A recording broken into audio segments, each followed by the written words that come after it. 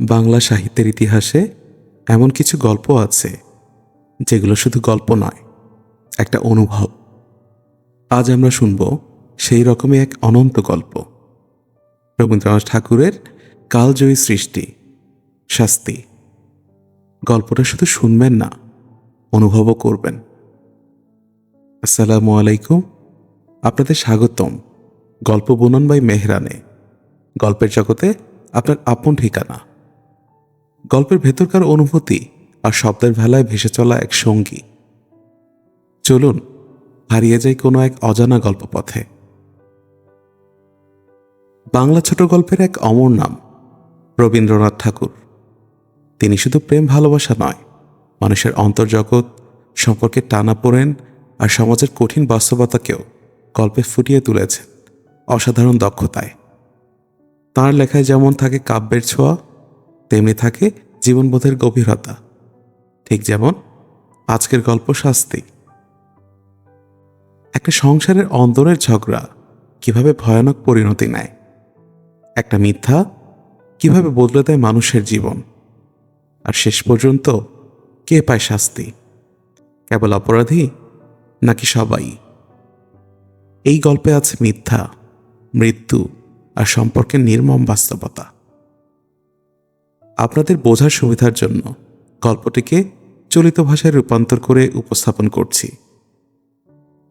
আমার চ্যানেলে যারা নতুন, সবাইকে অনুরোধ করব সাবস্ক্রাইব করে বেল আইকনটিতে ক্লিক করুন। আসুন তাহলে শুনি নেই রবীন্দ্রনাথ ঠাকুরের কালজয়ী ছোট গল্প শাস্তি।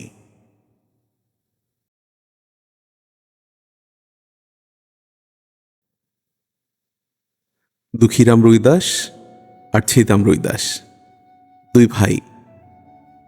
সকালে যখন ওরা দুজন মজুর খাটতে কাজে বের হলো, তখনই তাদের দুই বউয়ের মধ্যে ঝগড়া চলছিল।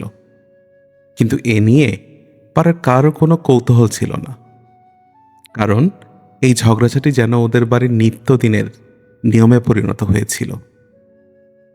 যেমন সূর্য উঠলে কেউ প্রশ্ন করে না কেন উঠল, ঠিক তেমনই কুড়িদের বাড়িতে দুই জায়ের মধ্যে যখন ঝগড়া বাঁধে, তখন তা নিয়ে কেউ মাথা ঘামায় না। এই কলহ হয়তো সবচেয়ে বেশি নাড়া দিত দুই ভাইকেই, কিন্তু তারা সেটা খুব একটা গায়ে লাগাতো না। দুজন যেন একই এক্কা গাড়িতে চড়ে সংসারের পথে চলেছে, আর সেই পথের দুই চাকার কর্কশ শব্দই ছিল তাদের জীবনের স্বাভাবিক সঙ্গী। বরং যেদিন বাড়িতে সব চুপচাপ, সেদিন উল্টো ভয় হতো। মনে হতো হয়তো কোনো বড় অশান্তি আসছে। গল্পের ঘটনাটি ঘটেছিল এমনই এক সন্ধ্যায়। দিনভর কাছারিতে খেটে ক্লান্ত হয়ে তারা বাড়ি ফিরল। এসে দেখে ঘরটা থমথম করছে, বাইরেও তখন গুমট ভাব। বিকেলে এক পশলা বৃষ্টি হয়ে গেছে, আকাশ মেঘে ঢাকা, বাতাস নেই। বর্ষায় ঘরের চারপাশে জঙ্গল আর আগাছা বেড়ে গেছে, সেখান থেকে ভেজা গন্ধ উঠছে, যেন পুরো পরিবেশ ভারী হয়ে আছে। পেছনের ডোবা থেকে ভেগ ডাকছে, ঝিল্লির ডাকও থেমে নেই। পদ্মা নদী পাশ দিয়ে শান্তভাবে বইছে, কিন্তু মনে হচ্ছে যেন সেটা নীরব কোনো ভয় নিয়ে এগিয়ে চলেছে। ভাঙনের ধারে কয়েকটা গাছের শিকড় বের হয়ে গেছে, যেন তারা মরিয়া হয়ে মাটিতে আঁকড়ে থাকতে চাইছে। দুঃখীরাম আর ছিদাম সেদিন জমিদারের কাছারিতে কাজ করতে গিয়েছিল। চরে ধান পেকেছিল। বর্ষায় চর ডুবে যাওয়ার আগে মানুষ ধান কাটতে গিয়েছিল, কিন্তু এদের দুজনকে পেয়াদা ধরে নিয়ে গেছে কাছারিতে।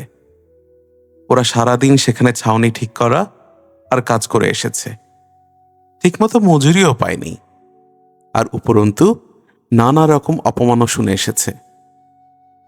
সন্ধ্যায় কাদায় মাখামাখি হয়ে যখন বাড়ি ফিরল, তখন দেখল ছোট বউ চন্দরা মাটিতে বসে আছে চুপ করে। কাঁদতে কাঁদতে সে যেন শুকিয়ে গেছে। আর বড় বউ বসে আছে দাওয়ায়, পাশে তার 1.5 বছরের ছোট্ট বাচ্চাটি মাটিতে পড়ে ঘুমাচ্ছে। দুঃখীরাম ক্ষুধায় জর্জরিত হয়ে চিৎকার করে বলল, ভাত দে। বড় বউ আগুন হয়ে চেঁচিয়ে উঠল, ভাত কোথায় পাবো? তুই কি চাল দিয়ে গেছিস? আমি কি নিজেরে কামাই করে আনবো? সারাদিনের ক্লান্তি, অপমান আর ক্ষুধার মধ্যে বড় বউয়ের এমন কথা শুনে দুঃখীরামের মাথা ঘুরে গেল। রাগে গর্জে উঠে বলল, কি বললি? বলেই ভাবনা চিন্তা না করেই হাতের দা দিয়ে স্ত্রীর মাথায় কোপ বসিয়ে দিল। রাধা চন্দরার কোলে পড়ল, সঙ্গে সঙ্গেই মারা গেল। চন্দরা চিৎকার করে উঠল, কি হলো গো? ছিদাম দৌড়ে এসে তার মুখ চেপে ধরল। দুঃখীরাম দা ফেলে দিয়ে হতভম্ব হয়ে মাটিতে বসে পড়ল। শিশুটি ভয়ে কান্নায় ফেটে পড়ল। বাইরে তখন সন্ধ্যা শান্ত পরিবেশ। রাখালেরা গরু নিয়ে ফিরছে। চর থেকে ধান কেটে যারা ফিরেছে তারা নৌকায় করে ধান মাথায় করে ঘরে ফিরছে।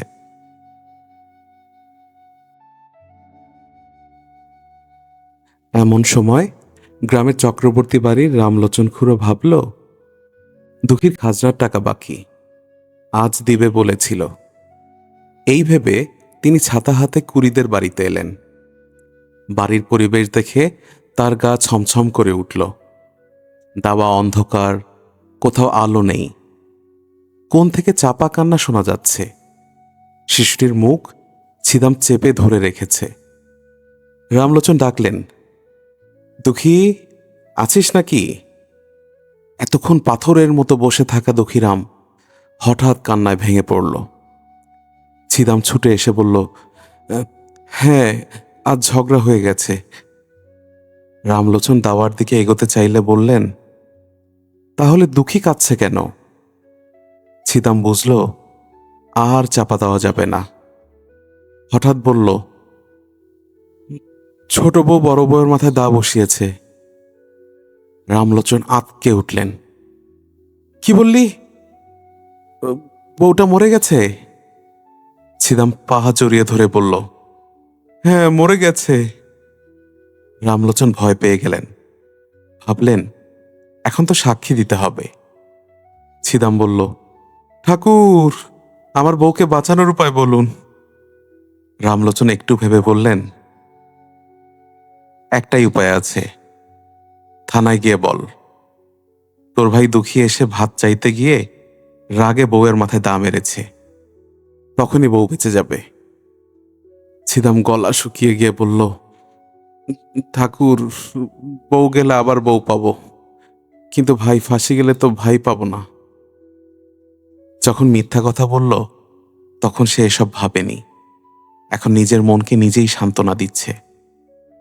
রামলোচনও শেষমেশ বললেন, তবে যা ঘটেছে তাই বল। রামলোচন চলে গেলেন, আর সঙ্গে সঙ্গে গ্রামে ছড়িয়ে পড়ল, কুড়িদের চন্দরা বড় বউয়ের মাথায় দা মেরেছে। শোনা মাত্রই পুলিশ এসে হাজির। পুরো গ্রামে হইচই পড়ে গেল। অপরাধী নিরপরাধ সবাই আতঙ্কে কাঁপতে লাগল। হিদাম ভেবে বলল, একবার যে ভুল পথে ঢুকেছি, এই পথটাই চালিয়ে যেতে হবে। একবার চক্রবর্তীর কাছে যা বলেছি পুরো গ্রামে তা ছড়িয়ে গেছে। এখন আর অন্য কোনো কথা বললে কি হবে? নিজেও বুঝে উঠতে পারছি না। তাই ভাবল, যা বলেছি তাই রক্ষা করব, আর সাথে কিছু মিথ্যা গল্প জুড়ে দিয়ে স্ত্রীর জীবন বাঁচাবো। ছিদাম তার স্ত্রী চন্দরাকে নিজের ভুল দায়িত্ব হিসেবে নেওয়ার জন্য বলল, কিন্তু চন্দরা তো একদম হতবাক হয়ে গেল। ছিদাম তাকে নিশ্চয়তা দিল, আমি তোমাকে বাঁচাবো, কোনো চিন্তা করো না। বলল সত্যি, কিন্তু তার গলা শুকিয়ে যাচ্ছিল। মুখ পুড়ে যাওয়া গরুর মতো হালকা ধূসর রং হয়ে গেল। চন্দরা বয়সে খুব কম, 17-18 বছরের মতো। দেহ গঠন চটপট, সোজাসুজি বলতে সুন্দর। সে খুব কৌতূহলী, সব কিছু জানতে চায়, পাড়ায় গল্প করতে পছন্দ করে। তার চোখ দুটি গভীর কালো, যেগুলো দৃষ্টি দিয়ে চারপাশে সব কিছু দেখে নেয়।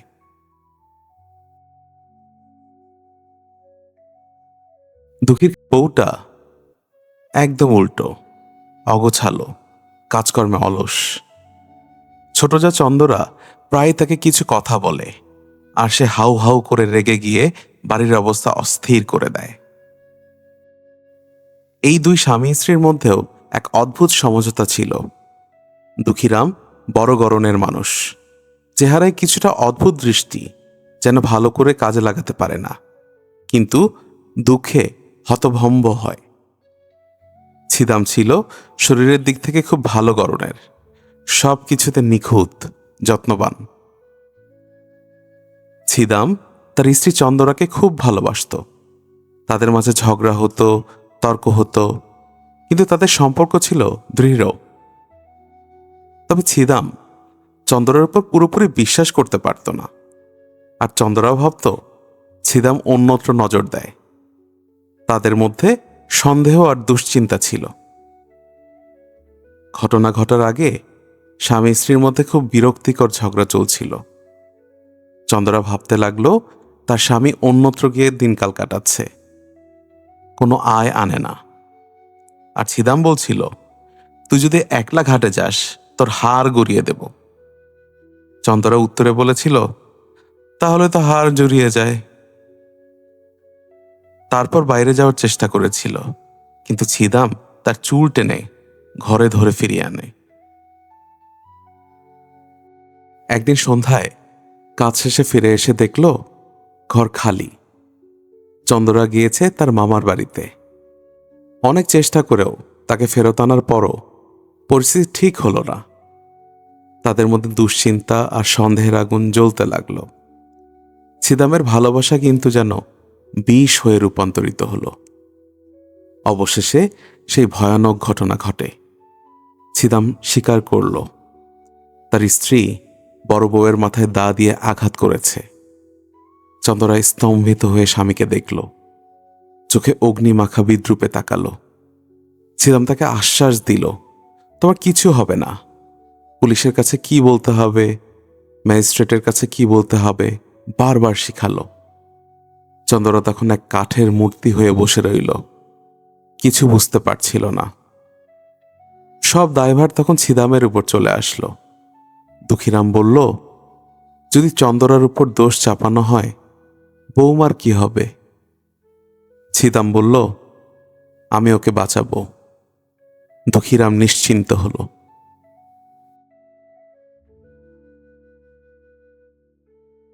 ছিদাম ওর বউকে আগেই শিখিয়ে দিয়েছিল, তুই বলবি বড়জয় আমাকে বটি নিয়ে মারতে এসেছিল, আমি ওকে দা দিয়ে ঠেকাতে গিয়ে না জেনে না বুঝে কোপটা লাগিয়ে ফেলেছি।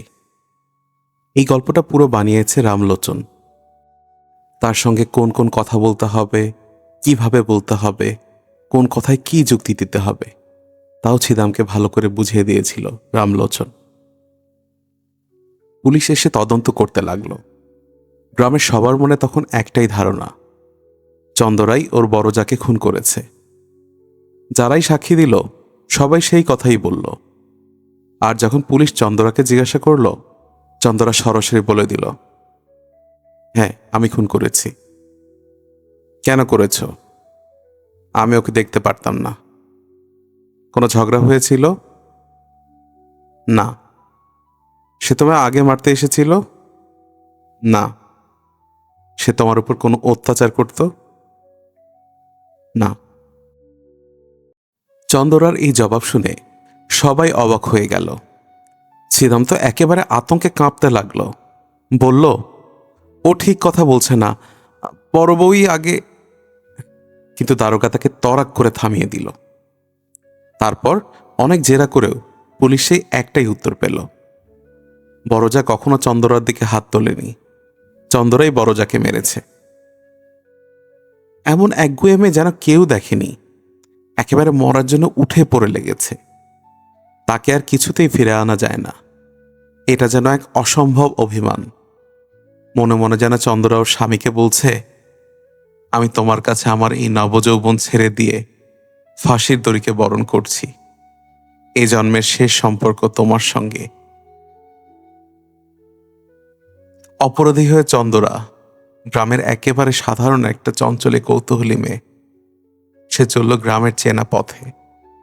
রথতলা পেরিয়ে, হাটের মাঝ দিয়ে, ঘাটের পাশ দিয়ে, মজুমদারের বাড়ির সামনে দিয়ে, পোস্ট অফিস আর স্কুল ঘরের পাশ দিয়ে, পাড়ার সব পরিচিত লোকের সামনে দিয়ে, লজ্জা আর অপমানের বোঝা মাথায় নিয়ে সে চিরদিনের মতো গ্রাম ছাড়ল। পিছনে ছেলেপিলে দল বেঁধে ছুটল। পাড়ার মেয়েরা কেউ গাছের আড়ালে, কেউ দরজার ফাঁক দিয়ে, কেউ ঘোমটার ফাঁক থেকে ভয় আর ঘৃণায় তাকিয়ে রইল চন্দরার দিকে, যে পুলিশের সঙ্গে চলে যাচ্ছে। ডেপুটি ম্যাজিস্ট্রেটের কাছেও চন্দরা খুনের কথা স্বীকার করল। বড়জয়ের বিরুদ্ধে কোনো অত্যাচারের কথা সে কিছুতেই বলল না। কিন্তু সেদিন যখন ছিদাম আদালতে গিয়ে সাক্ষ্য দিতে উঠল, সে কেঁদে উঠে হাত জোর করে বলল, দয়া করেন হুজুর, আমার বউয়ের কোনো দোষ নাই। জজ সাহেব তাকে ধমক দিয়ে চুপ করালেন। তারপর জেরা করলেন। ছিদাম এক এক করে সব সত্যি বলে দিল। কিন্তু জজ বিশ্বাস করলেন না। কারণ গ্রাম্য মাতব্বর রামলোচন চক্রবর্তী বললেন, খুন হওয়ার ঠিক পরেই আমি ঘটনাস্থানে গিয়েছিলাম। তখন ছিদাম আমার পায়ে পড়ে বলল, ঠাকুর, আমার বউকে কিভাবে বাঁচাই, উপায় বলেন। আমি ভালো মন্দ কিছু বলিনি। তখন ছিদাম বলল, যদি বলি আমার বড় ভাই রেগে তার বউয়ের মাথায় দা মেরেছে, তাহলে কি বাঁচবে?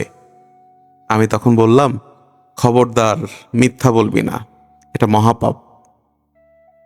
রামলোচন প্রথমে চন্দরাকে বাঁচাতে চেয়েছিল বলে অনেক গল্প ফেঁদেছিল, কিন্তু যখন দেখল চন্দরা নিজেই মরার দিকে এগিয়ে যাচ্ছে, তখন সে ভাবল, মিথ্যা কথা বলে যদি নিজেই ফেঁসে যাই। তখন সে যা জানতো তাই বলল, বরং তার চেয়ে একটু বাড়িয়েই বলল। ডেপুটি ম্যাজিস্ট্রেট মামলাটা সেশন কোর্টে পাঠিয়ে দিলেন। এদিকে গ্রামে চাষাবাস, হাট বাজার, হাসি কান্না সব আগের মতোই চলতে লাগলো।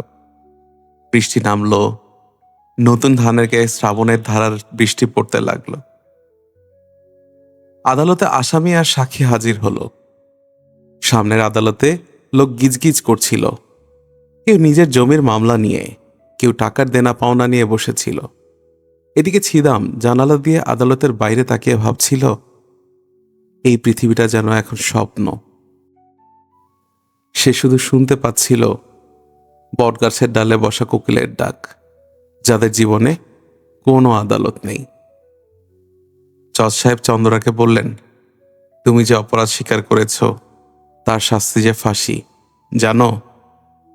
চন্দরা বলল, জানি না।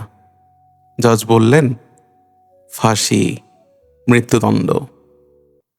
চন্দরা বলল, আপনার পায়ে পড়ি সাহেব, তাই দিন, যা ইচ্ছা করেন তাই দিন, আমার আর সহ্য হয় না। যখন ছিদামকে জিজ্ঞাসা করা হলো, চন্দরা মুখ ফিরিয়ে নিল।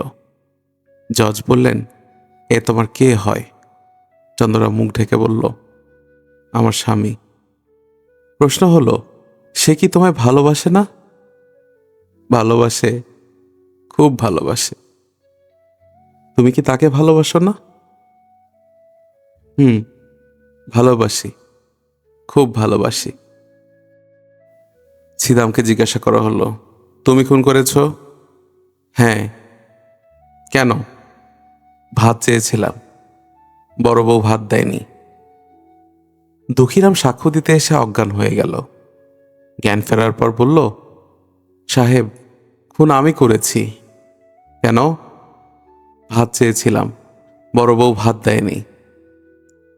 অনেক জেরা করার পর এবং অন্যদের সাক্ষ্য শুনে জজ বুঝে গেলেন, দুই ভাই মিলে নিজেদের দোষ স্বীকার করছে শুধু ঘরের মেয়েকে ফাঁসির হাত থেকে বাঁচাতে। কিন্তু চন্দরা শুরু থেকে শেষ পর্যন্ত নিজের কথা একটুও বদলায়নি। দুজন উকিল স্বেচ্ছায় চন্দরাকে বাঁচানোর চেষ্টা করল, কিন্তু চন্দরার কাছে পরাস্ত হলো।